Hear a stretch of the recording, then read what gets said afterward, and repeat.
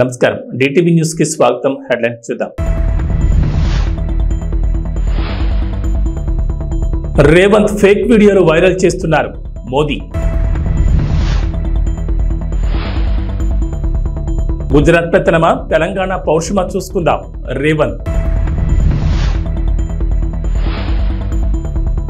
కూటమి మేనిఫెస్టో అంతా మోసం సీఎం జగన్. తెలంగాణలో డబుల్ ఆర్ ట్యాక్స్ తీసుకొచ్చారు. డబుల్ ఆర్ ట్యాక్స్ పై విస్తృత చర్చ జరుగుతోంది. వ్యాపారులు, కాంట్రాక్టర్లు ఆర్ఆర్ ట్యాక్స్ కడుతున్నారు. డబుల్ ఆర్ ట్యాక్స్ తో నల్లధనం ఢిల్లీకి చేరుతోంది. ఆర్ఆర్ ఎవరో మీకు ఇప్పటికే అర్థమై ఉంటుంది. ఆర్ఆర్ ట్యాక్స్ ను అడ్డుకోకపోతే సర్వనాశనం తప్పదు అంటూ ప్రధానమంత్రి నరేంద్ర మోడీ రేవంత్ రెడ్డిని టార్గెట్ గా ఫైర్ అయ్యారు. జహీరాబాద్ బీజేపీ విజయ సంకల్ప సభలో పాల్గొన్న ప్రధాని మోడీ బీఆర్ఎస్, కాంగ్రెస్ పై ఫైర్ అయ్యారు. కాళేశ్వరం ప్రాజెక్టు పేరుతో బీఆర్ఎస్ పెద్ద స్కామ్ చేసిందన్నారు. కాళేశ్వరం అవినీతిపై విచారణ చేస్తామని కాంగ్రెస్ మాట తప్పిందంటూ విమర్శించారు. ఓటుకు నోటు కేసును గతంలో బీఆర్ఎస్ తొక్కిపెట్టిందని, కాళేశ్వరం స్కామ్ ని కాంగ్రెస్ తొక్కిపెడుతోందని ఆరోపించారు. సార్వత్రిక ఎన్నికలు ముగిసిన తర్వాత కేసీఆర్ భాజపాతో పొత్తు పెట్టుకోబోతున్నారని సీఎం రేవంత్ రెడ్డి ఆరోపించారు. భారతకు ఒక్క సీటు వేసినా అది వృధానే అవుతుందని అన్నారు. కారు కార్ఖానాకు పోయిందని, దానిని బజార్లో తోకానికి అమ్మాల్సిందేనని వ్యాఖ్యానించారు. భూపాలపల్లి జిల్లా రేకొండలో నిర్వహించిన జనచేతన సభలో రేవంత్ ప్రసంగించారు. వరంగల్ పట్టణానికి ఔటర్ రింగ్ రోడ్, ఎయిర్పోర్ట్ రాకుండా మోడీ అడ్డుకున్నారని విమర్శించారు. ఏపీలో విపక్ష ఎన్డీఏ కూటమి ఉమ్మడి మేనిఫెస్టో ఇవాళ విడుదల చేసింది. అయితే అనుకున్న సమయం కంటే దాదాపు 3 గంటల ఆలస్యంగా ఇది విడుదలైంది. ఈ కార్యక్రమంలో విపక్ష కూటమిలో విభేదాలు బయటపడ్డాయి. ముఖ్యంగా చంద్రబాబు, పవన్ కళ్యాణ్ మేనిఫెస్టో పట్టుకుంటే అక్కడే ఉన్న బీజేపీ జాతీయ నేత సిద్ధార్థనాథ్ సింగ్ అక్కడికి వచ్చినా దూరంగా ఉండిపోయారు. అంతేకాదు ప్రధాని మోడీ ఫోటో కూడా మేనిఫెస్టోలో కనిపించలేదు. ఈ నేపథ్యంలో ఎన్డీఏ మేనిఫెస్టో విడుదలపై సీఎం వైఎస్ జగన్ స్పందించారు. బీజేపీ అధిష్టానం ఆదేశాలతోనే ప్రధాని మోడీ ఫోటో ఎన్డీఏ మేనిఫెస్టోపై లేకుండా పోయిందన్నారు. చంద్రబాబు, పవన్ మేనిఫెస్టోపై మోడీ ఫోటో పెట్టొద్దంటూ బీజేపీ అధిష్టానం చంద్రబాబుకు ఫోన్ చేసిందని జగన్ తెలిపారు. దీంతో చంద్రబాబు మేనిఫెస్టో అంతా మోసమని తేలిపోయిందన్నారు. అలాంటి మేనిఫెస్టోపై మోడీ ఫోటో వేసేందుకు బీజేపీ అంగీకరించలేదన్నారు. ఇచ్చిన ఈ మేనిఫెస్టోను ఒక బైబిల్గా, ఒక ఖురాన్గా, ఒక భగవద్గీతగా దీన్ని భావిస్తూ దీన్ని ఇంప్లిమెంట్ చేసిన పరిస్థితులు, దీన్ని ఇంప్లిమెంట్ చేసిన విధానం బహుశా దేశ చరిత్రలోనే ఈ 58 నెలలు అన్నది చిరస్థాయిగా చరిత్రలో ఎప్పటికీ కూడా నిలిచిపోతాయి. 2019లో ఇచ్చిన ఈ వాగ్దానాలన్నీ కూడా ఎంతో నిష్ఠగా మనం అమలు చేశాం. ఏ స్థాయిలో ఇది అమలు చేశాము అని అంటే, ఈ మేనిఫెస్టో అన్నది ప్రతి ప్రభుత్వ కార్యాలయంలో ఉన్న ప్రతి ఇంపార్టెంట్ అధికారి దగ్గర ఈ మేనిఫెస్టో ఉంది. ఏ స్థాయిలో ఇది అమలు చేశాము అని అంటే, ఈ మేనిఫెస్టో అన్నది రాష్ట్రంలో ఉన్న ప్రతి ఇంట్లో కూడా ఉంది.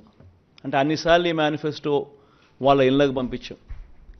ప్రతి సంవత్సరం తర్వాత ఇదిగో ప్రోగ్రెస్ రిపోర్ట్, ఇదిగో అక్క, ఇదిగో చెల్లెమ్మ, ఇదిగో ప్రోగ్రెస్ రిపోర్ట్, ఇదిగో మా మేనిఫెస్టో, చెప్పినటువన్నీ మీరే టిక్ చేయండి అని మొట్టమొదటి సంవత్సరంలో 88%, 85%, 86% మొట్టమొదటి సంవత్సరంలో టిక్కు పెడితే చివరికి వచ్చేసరికి 99.5%, 99 ఎంత ధనంజయ్ ఎంత 99 చివరికి వచ్చేసరికి దాదాపు 99% పైచిలుకు 99% పైచిలుకు మేనిఫెస్టోను మనం ఇంప్లిమెంట్ చేసి ప్రజల చేతుల్లో ఇచ్చిన పరిస్థితి. ఇలా ఈ మేనిఫెస్టోను ప్రతి ఇంట్లో కూడా చేర్చిన పరిస్థితులు ఎప్పుడైనా ఉన్నాయి, ఏదైనా ప్రభుత్వం చేసింది అని అంటే అది కూడా ఈ 58 నెలల కాలంలోనే జరిగిందని కూడా చెప్పడానికి గర్వపడతా ఉన్నా. నవరత్నాల పాలనకు నిజంగా అర్థం చెబుతూ ఏకంగా ఈ 58 నెలల కాలంలోనే, ఈ 58 నెలల కాలంలోనే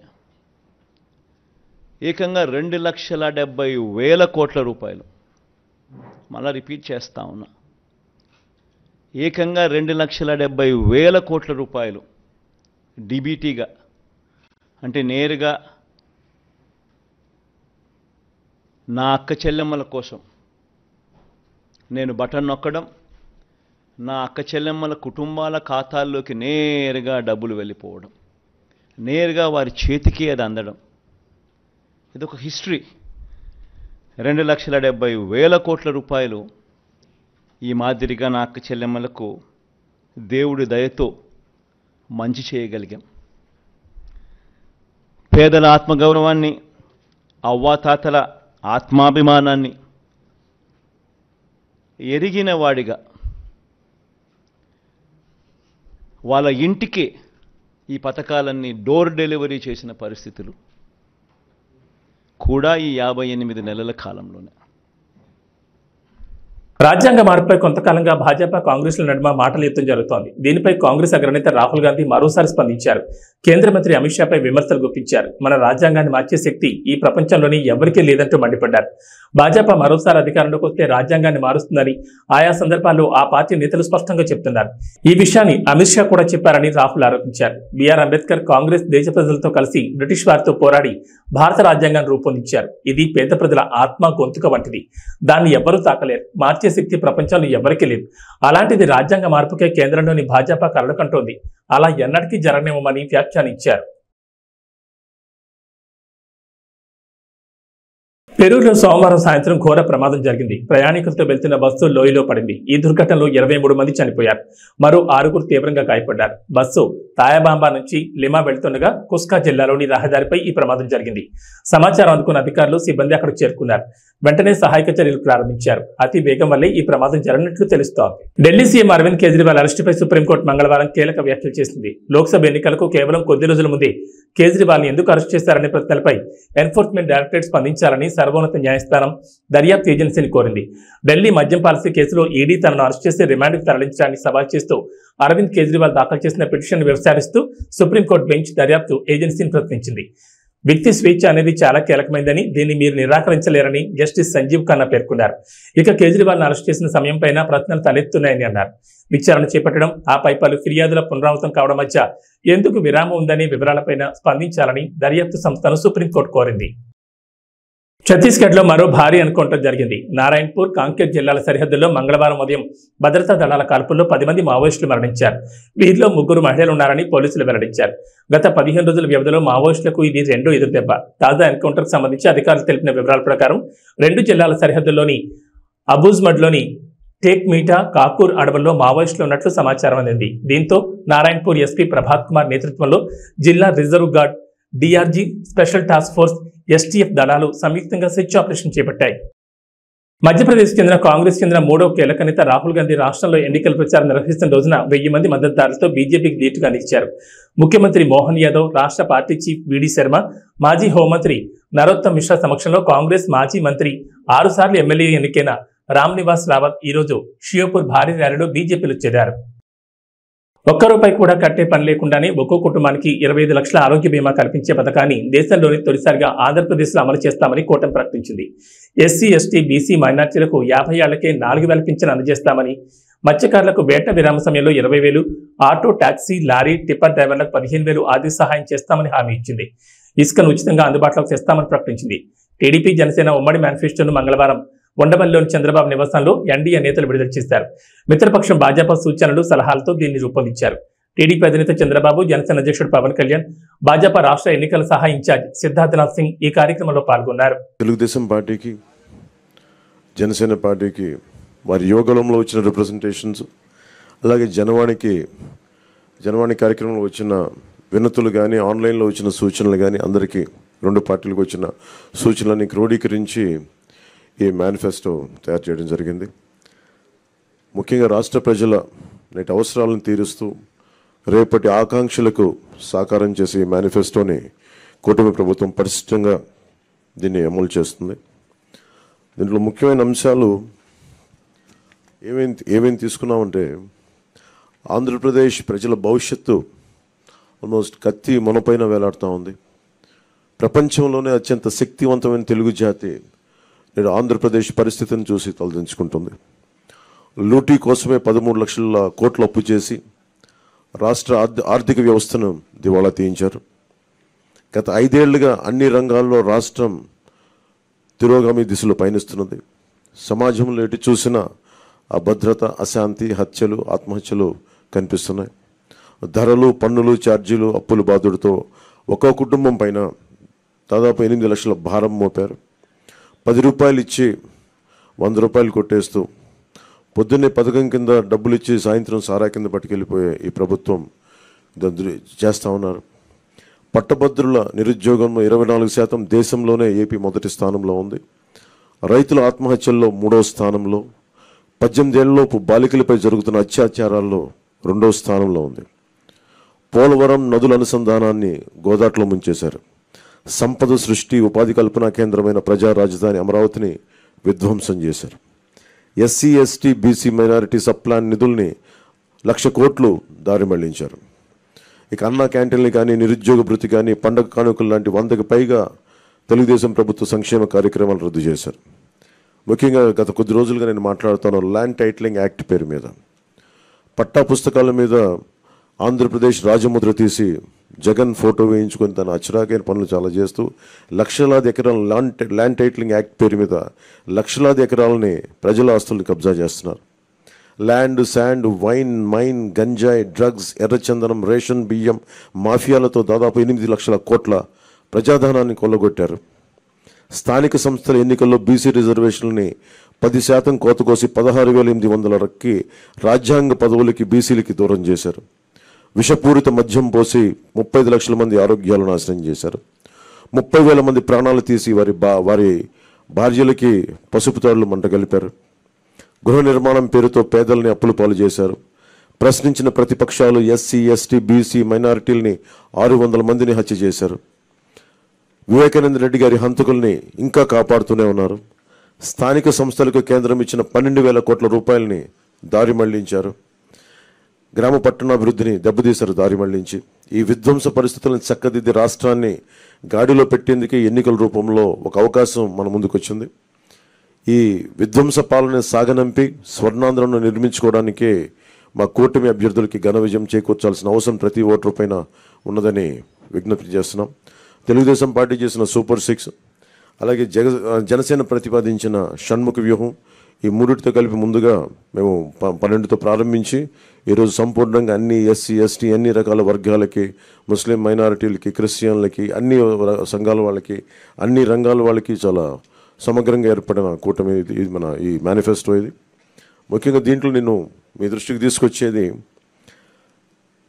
యువతకి 20 లక్షల ఉద్యోగాలు ఈ 5 సంవత్సరాల్లో, అలాగే నెలకి మనకి 3,000 రూపాయలు నిరుద్యోగ భృతి, స్కూల్కి వెళ్ళే ప్రతి విద్యార్థికి ఏడాదికి 15,000 రూపాయలు, ప్రతి రైతుకి ఏటా 20,000 ఆర్థిక సాయం, ప్రతి మహిళకి నెలకి 1,500 రూపాయలు, 19 సంవత్సరాల నుంచి 59 సంవత్సరాల వరకు, ప్రతి ఇంటికి ఏడాదికి ఉచితంగా 3 గ్యాస్ సిలిండర్లు, మహిళలకి ఉచిత బస్సు ప్రయాణం.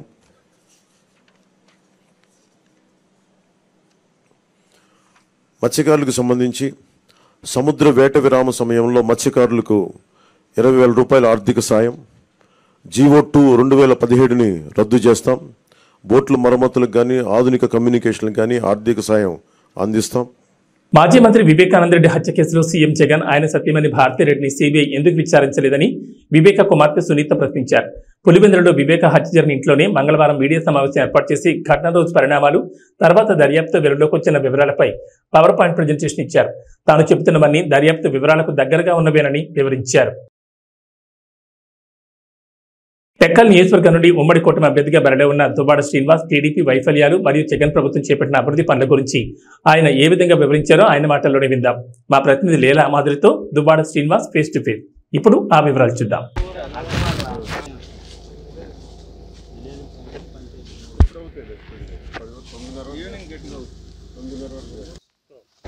శ్రీకాకుళం జిల్లా టెక్కల్ నియోజకవర్గం నుంచి వైఎస్ఆర్సీపీ అభ్యర్థిగా దువ్వాడ శ్రీనివాసరావు గారు తన నియోజకవర్గమైన మదనాపురంలో ప్రచారం కొనసాగిస్తున్నారు. అక్కడ ప్రజల స్పందన ఎలా ఉంది, అసలు సార్ ప్రచారం ఎలా కొనసాగుతుంది అనేది సార్ని అడిగి తెలుసుకుందాం. సార్ చెప్పండి, గతంలో మీరు ఎంపీగా పోటీ చేశారు, ఇప్పుడు ఎమ్మెల్యేగా పోటీ చేయబోతున్నారు. అప్పటికి ఇప్పటికీ ఉన్న డిఫరెన్స్ ఏంటి, అసలు ప్రజల్లో స్పందన ఎలా ఉంది అనేది చెప్తారా? ఎంపీగా కూడా ఆ రోజు గెలుపునాదే, నైతికంగా గెలుపునాది. ఎందుకంటే నా మీద 6,000 మెజార్టీ, అంటే ఒక 3,100 ఓట్లు వస్తే ఆ రోజు నేను గెలుస్తాను. దానికి కారణం పోస్టల్ బ్యాలెట్, ఆ రోజు లెక్కించలేదు, టెక్నికల్ ప్రాబ్లమ్స్తో పెట్టి పక్కన పెట్టేశారు, రిక్ చేశారు కొన్ని బూతులు. ఇవన్నీ కలిపి జస్ట్ 3000 డిఫరెన్స్ తప్ప ఆ రోజు నైతికంగా గెలుపు మాదే. 1,24,000 మెజార్టీతో గెలిచిన రామ్మోహన్ నాయుడు 2019 వచ్చేటప్పటికి 6,000 మెజార్టీకి దిగజారు. ఈసారి ఖచ్చితంగా రామ్మోహన్ నాయుడు అడ్డంగా పోతాడు, తిరిగి ఉండదు. మా టెక్కల్ కాన్స్టిట్యున్సీకి వచ్చేటప్పటికి 25,000 మెజార్టీతో గెలుస్తాం. ఇక్కడ మా గెలుపు నల్లేరు మీద నడక. ఎందుకంటే మేము చేసిన మా ప్రభుత్వంలో జగన్మోహన్ రెడ్డి గారు చేసినటువంటి అభివృద్ధి, స్వాతంత్ర్యం వచ్చి 75 ఏళ్ళు అయింది. 75 ఏళ్ళు అవుతూ తెలుగుదేశం పార్టీ ఆవిర్భవించి 40 ఏళ్ళు అయింది. ఆ 75 ఏళ్లలో కానీ ఈ 40 ఏళ్లలో కానీ శ్రీకాకుళం జిల్లాకు అత్యంత ఎక్కువగా నిధులు వచ్చిన సందర్భం రెండు సందర్భాలు. ఒకటి జలగం వెంగళరావు గారు ముఖ్యమంత్రిగా ఉండేటప్పుడు 72లో మోసదారికి 800 కోట్లు వచ్చింది. డాక్టర్ వైఎస్ రాజశేఖర రెడ్డి గారు ముఖ్యమంత్రిగా ఉండేటప్పుడు 1000 కోట్లు వచ్చింది. That's all. ఆ తర్వాత మనకి అత్యంత ఎక్కువ స్థాయిలో నిధులు వచ్చినటువంటి చరిత్ర ఎప్పుడూ లేదు. కానీ జగన్మోహన్ రెడ్డి గారు ముఖ్యమంత్రి అయిన తర్వాత ఈ టెక్కలి నియోజకవర్గంలో 7,000 కోట్ల రూపాయల నిధులు తీసుకొచ్చాం. అభివృద్ధి కోసం, సంక్షేమం కోసం, పారిశ్రామికీకరణ కోసం. అంటే వలసలకు మాత్రమే పరిమితమైనటువంటి ఈ జిల్లా బిడ్డను చేత పట్టుకొని, పొట్ట చేత పట్టుకొని కూలి పనులకు వెళ్ళి హైదరాబాద్, నెల్లూరు, కర్నూలు, మద్రాసు ప్రాంతాలకు కూలికి వెళ్ళి బ్రతికే కూలి బ్రతుకులు ఈ శ్రీకాకుళం జిల్లా. వలస జీవితాలు. ఎన్నాళ్ళు ఈ వలసలు? ఎందుకు మన ప్రాంతంలో బ్రతకూడదు? మన ప్రాంతంలో ఎందుకు పరిశ్రమలు లేవు? ఎన్నాళ్ళు పడుతుంది ఇంకే పరిశ్రమలు రావడానికి? 75 ఏళ్ళు చాలదా? తెలుగుదేశం పార్టీ ఆవిర్భవించి 40 ఏళ్ళు కూడా ఇంకా చాలదా? ఎన్నాళ్ళు ఈ ఊడిగం చేస్తాం? జగనన్న ఆలోచించారు. ఎట్టి పరిస్థితుల్లో కూడా శ్రీకాకుళం నుంచి ఇక వలసలు ఉండకూడదు. ఇక్కడి వారు ఇక్కడే పనిచేసుకునేటట్టు, ఆత్మగౌరవంతో గౌరవంగా ఇక్కడే బ్రతికేటట్టు ఉండాలి అంటే పరిశ్రమలు రావాలి అంటే దానికి ఆ వాతావరణాన్ని క్రియేట్ చేయాలి. ఆల్రెడీ ఇక్కడ 6 లైన్ ఉంది, రైల్వే ట్రాక్ ఉంది, మద్రాసు వరకును. ఇక్కడ ఒక నౌకాయానం పోర్టు పెడితే బాగుంటుందని మూలపేట గ్రీన్ఫీల్డ్ పోర్టు ఏర్పాటు చేయడం జరిగింది. దానికి 4,361 కోట్ల రూపాయలు శాంక్షన్ అవ్వడం జరిగింది. ఆల్రెడీ పోర్టు 70% పూర్తి అయిపోయింది. ఏడాదిలోనే షిప్ తెస్తామని చెప్పాం, ఏడాదిలోగా షిప్ తీసుకొచ్చాం అక్కడికి. మరొక 4-5 నెలల్లో ఈ పోర్టుని జాతికి అంకితం చేస్తాం. ఆ పోర్టుని ఎప్పుడైతే ఫినిష్ చేస్తామో 20,000 మందికి ఉద్యోగాలు వస్తాయి. ఆ 20,000 మంది కూడా మొట్టమొదటిగా టెక్కలి నియోజకవర్గానికి చెందిన వాళ్ళు, తర్వాత శ్రీకాకుళం, తర్వాత ఉత్తరాంధ్ర. ఈ ప్రాంతంలో ఉండే ప్రతి నిరుద్యోగికి కూడా ఇక్కడ మూలపేట పోర్టులో అవకాశం వస్తుంది. ఉత్తరాంధ్రకే మూలపేట గ్రీన్ఫీల్డ్ పోర్ట్ ఒక మణిహారంగా మారుతుంది. ప్రపంచంలో ది బెస్ట్ పోర్ట్స్లో ఎన్ని ఉన్నాయైతే అందులోకి చేరబోతుంది. ఎందుకంటే 19 మీటర్స్ దీని డెప్త్ అనమాట. Deep sea waters. మంచి పోర్టుగా ఇది ఎదగబోతుంది. ఈ ప్రాంతం కూడా టెక్కలి ఒక పారిశ్రామిక వాడగా మారబోతుంది. ఒక ముంబై నగరంలా మారబోతుంది ఒక 3-4 సంవత్సరాల్లోనే. దీనికి కారణం జగన్మోహన్ రెడ్డి గారు వేసినటువంటి అడుగులు. పోర్టు కారణంగా ఈ ప్రాంతమే పరిశ్రమలతో నిండడం వల్ల సుమారు ఒక 50,000 మందికి ఉద్యోగాలు పరిశ్రమలు, పోర్టు కలిపి ఇప్పించడానికి మేము ప్రణాళిక సిద్ధం చేసాం. ఆ దశలో అడుగులు వేసి ఈరోజే దానికి స్పీడ్ చేసేసాం. పనులు కూడా జరిగిపోతున్నాయి. సంక్షేమం ఒకవైపు, అమ్మఒడి, రైతు భరోసా, చేయూత, జగనన్న విద్యా దీవెన, జగనన్న వసతి దీవెన, ఆరోగ్యశ్రీ, వైఎస్ఆర్ ఆరోగ్య ఆసరా, నాయబ్రాహ్మణులు, ఆటో రిక్షాలు, ఇలా చెప్పుకుంటూ పోతే చాంతాడంత లిస్టు పథకాలు. ఈ పథకాలన్నీ కలిపి ఒక్క టెక్కల్ నియోజకవర్గానికే 1,600 కోట్లు ఇచ్చాం. ప్లస్ ఆఫ్షోర్ రిజర్వాయర్ నందిగామ మండలంలో డాక్టర్ వైఎస్ రాజశేఖర రెడ్డి గారు శంకుస్థాపన చేస్తే, తర్వాత తెలుగుదేశం ప్రభుత్వం వచ్చి రాష్ట్ర విభజన తర్వాత పూర్తిగా విస్మరిస్తే దాన్ని ఇప్పుడు పూర్తి చేస్తున్నాం. మొత్తంగా 7,000 కోట్లు, అదొక 900 కోట్లు. మొత్తంగా 7,000 కోట్లు జిల్లా చరిత్రలో ఇది మొదటిసారి. ఇది కాక టెక్కలి ముఖద్వారంగా కిడ్నీ రోగాలు ఉన్నాయి. దాన్ని పూర్తిగా నిర్మూలించడానికి పలాసలో ఒక కిడ్నీ రీసెర్చ్ సెంటర్, ఒక కిడ్నీ ఆసుపత్రి, హిరమండలం దగ్గర నుంచి త్రాగునీరు, ఇదంతా కలిపి 700 కోట్ల రూపాయలు. మా డివిజన్కి 8,000 కోట్ల రూపాయలు తెచ్చిన మొదటి సందర్భం. నేను ఒక్క మాట అడుగుతున్నాను, మా గెలుపు కారణాలు ఇవి.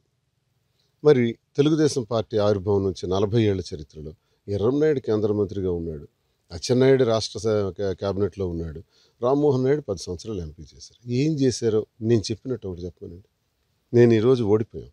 మీరు అడిగినట్టే, మీరు ప్రారంభంలో అడిగారు ఎంపీ గురించి. ఎంపీగా ఓడిపోయాను, ఎమ్మెల్యేగా ఓడిపోయాం. జగనన్న ప్రభుత్వం ఉంది, మా ప్రభుత్వం ఉంది. ఆ ప్రభుత్వంలో భాగస్వాములైనటువంటి మేము జగనన్నతో ఇన్ని వేల కోట్లు టెక్కలికి తెచ్చాం. మరి తెలుగుదేశం ప్రభుత్వంలో ఎమ్మెల్యేలుగా, మంత్రులుగా ఉన్నారు, ఏం తెచ్చారో చెప్పాలి. ఒక్క నిరుద్యోగ సమస్య తీర్చారా? ఒక్క ఎకరాకు సాగునీరు అందించారా? దమ్ముంటే అచ్చెన్నాయుడికి మేము ఇది చేసాం ఈ జిల్లాకని ఒకటి చెప్పమనండి. అసలు అచ్చెన్నాయుడికి టెక్కల్లో నామినేషన్ వేసే అర్హత లేదు. ఎందుకంటే ఒకటి ఏం చేయలేదు, 2 5 ఏళ్ళు అయింది అచ్చెన్నాయుడు ఎక్కడున్నాడో కూడా తెలియదు. ఇప్పుడు ఎన్నికలకు 15-20 రోజుల ముందు ఇప్పుడు కనబడుతున్నాడు. 5 ఏళ్లలో నువ్వు ఒక ప్రతిపక్ష పాత్ర పోషించడానికి ఎప్పుడైనా ప్రయత్నించావా? ఏ గ్రామానికి వెళ్ళావా? నువ్వు మంత్రిగా ఉండేటప్పుడు రాయవలస కార్మిక శాఖ మంత్రిగా ఉండేటప్పుడు రాయవలస ఫ్యాక్టరీని మూసేసినవే. భావనపాడు పోర్టు పేరుతో 15,000 ఎకరాలు భూ కబ్జా చేయాలని, ల్యాండ్ బ్యాంక్ చేయాలని చూసారే. ల్యాండ్ మీద ఉన్న దృష్టి పోర్టు మీద లేదు. టెక్కల్లోనూ నడి రోడ్డును ఉన్నటువంటి ఆర్టీసీ కాంప్లెక్స్ స్థలాన్ని 3 ఎకరాలని 49 సంవత్సరాలకి లీజుకు రాయించుకొని అది కాజేయాలని చూసారా? ఏంటి లంచాలు, రౌడీయిజం, గూండాయిజం, భూ కబ్జాలు? చెప్పండి. మేము అధికారంలో. కడప జిల్లా పోరుమామిడి మండలంలోని కొర్రపాటిపల్లి గ్రామ పంచాయతీలో టీడీపీ, జనసేన, బీజేపీ ఉమ్మడి కూటమి తరఫున పోటీ చేస్తున్న బద్వేల్ బీజేపీ అభ్యర్థి బొజ్జ రోషన్ను భారీ మెజార్టీతో గెలిపించాలని రంగసముద్రం ఎంపీటీసీ కలవకూరి రమణ మరియు పార్టీ కార్యకర్తలు ఇంటింట ప్రచారం నిర్వహించారు. ఈ సందర్భంగా మాట్లాడుతూ ప్రజలకు అందుబాటులో ఉండి ప్రజాసేవకు కూటమి అభ్యర్థి బొజ్జ రోషన్న బీజేపీ తరఫున పోటీ చేస్తున్నారని, ప్రజలను ఆయన ఆదరించి ఓట్లు వేసి భారీ మెజార్టీతో గెలిపించాలని కోరారు. ఈ కార్యక్రమంలో పార్టీ నాయకులు, కార్యకర్తలు పాల్గొన్నారు.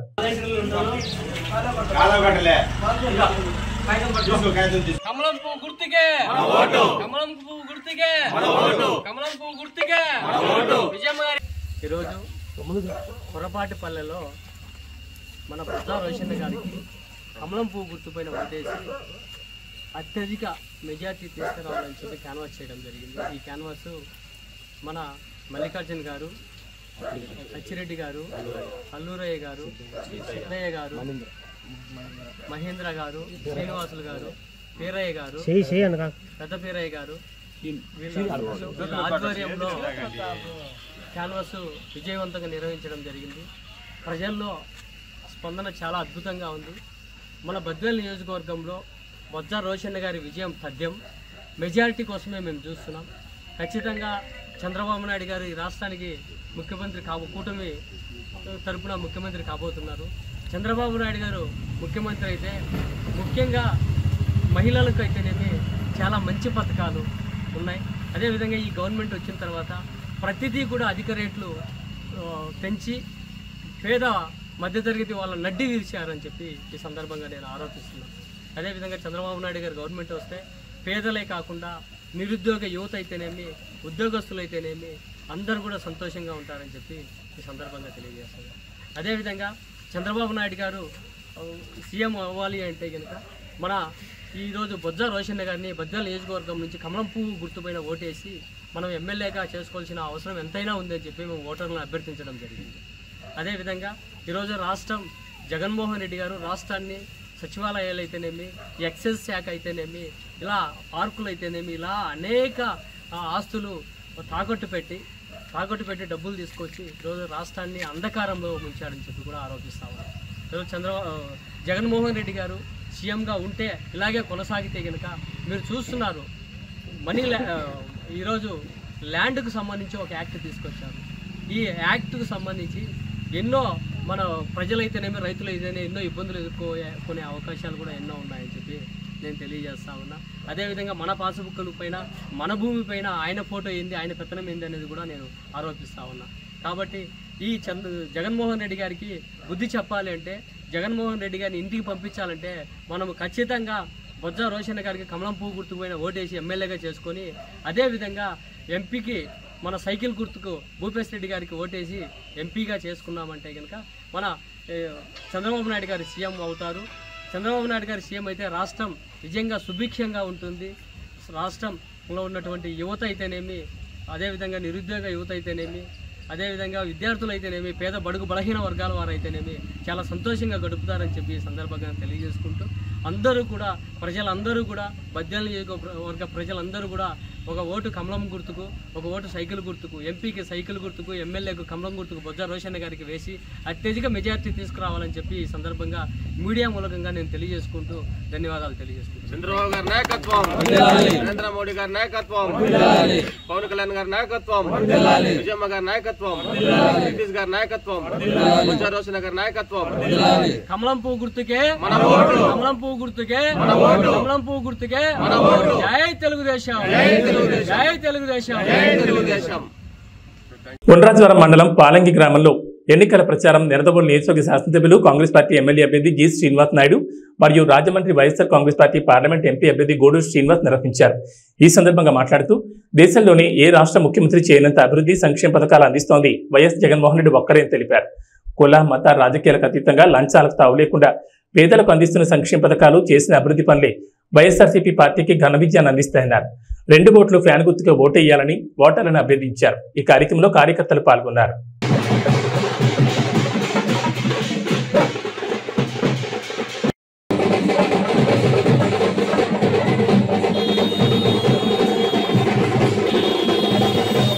మన ఎంపీ అభ్యర్థి డాక్టర్ గూడూరు శ్రీనివాస్ గారు, మరి అదేవిధంగా మన సీనియర్ నాయకులు గొప్పల తమ్మయ్య గారమ్మా, అందరం కూడా కలిసి మీ దీవెనల కోసం మీ ఆశీర్వాదాల కోసం వచ్చామమ్మా.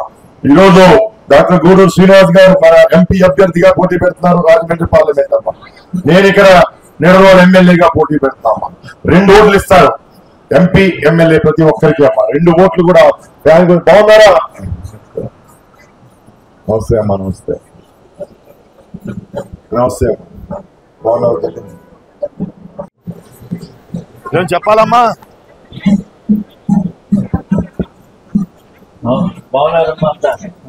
ఎలా ఉన్నావు? Very good very good.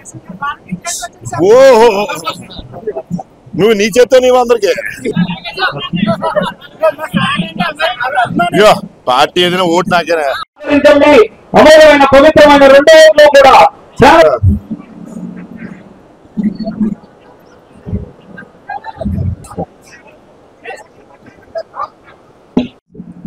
Fan గుర్తు అప్ప, ఫ్యాన్ గుర్తు.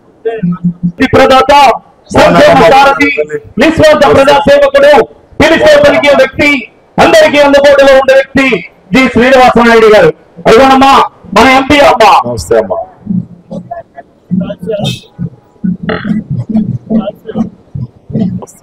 రాబోయే రోజుల్లో వాలంటరీ వ్యవస్థ ఇంటి